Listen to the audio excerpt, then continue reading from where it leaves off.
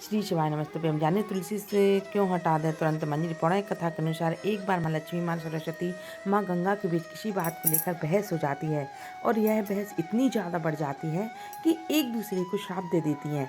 गंगा माँ ने माता लक्ष्मी से कहा कि तुमने मुझे नदी का वेग बनाया है तो मैं भी तुम्हें श्राप देती हूँ कि तुम एक पौधा बन जाओ, जो वृंदा बनकर बाद में तुलसी का पौधा बनी। तभी वहाँ माँ पार्वती आ जाती हैं और कहती हैं कि आखिर आप लोगों एक दूसरे से क्यों लड़ रहे हो। माँ गंगा कहती हैं कि लक्ष्मी मेरे ऊपर हंसी, इसलिए मैंने श्राप दे दिया।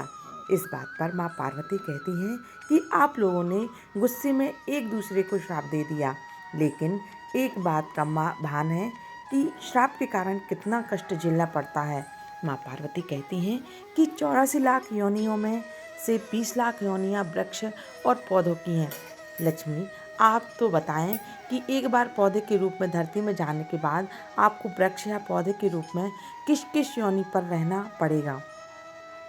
माँ लक्ष्मी को अपनी भूल का पछतावा हुआ और उन्होंने माँ पार्वती जी से सहायता मांगी और कहा कि कुछ ऐसा हो सकता है कि 20 लाख योनियों में से एक बार मैं ही छूट जाऊं। ऐसे में माँ पार्वती ने कहा कि इस श्राप का हल मेरे पास तो नहीं है, लेकिन इसका हल महादेव ही बता सकते हैं। महादेव ही हैं जो हर तरह की योनि से छुटकारा दिला सकते हैं। तब माँ पार्वती ने भोलेनाथ से कहा कि ऐसा कोई उपाय बताइए प्रभु की माँ लक्ष्मी तुलसी के बाद किसी अन्य योनि का दुख न भोगें। तब महादेव जी ने इस उपाय को बताया। कार्तिक माह में लक्ष्मी जी ने तुलसी के क्यारे के रूप में प्रकट हुई। कहा जाता है द्वादशी तिथि के दिन तुलसी के पौधे में लगी मंजरी को तोड़कर शालिग्राम भगवान को अर्पित कर दें।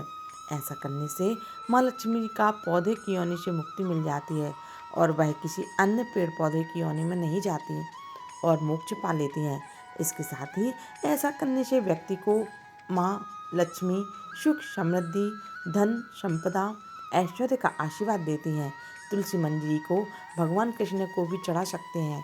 ऐसा करने से माँ लक्ष्मी जी के साथ कृष्ण भगवान प्रसन्न होते हैं। प्रिय भक्तों, आज के वीडियो में बस इतना ही। हमारे द्वारा दी गई शास्त्रों के अनुसार जानकारी अगर आपको अच्छी लगी हो तो वीडियो को लाइक, शेयर एंड सब्सक्राइब और कमेंट बॉक्स में जय श्री राम अवश्य लिखें।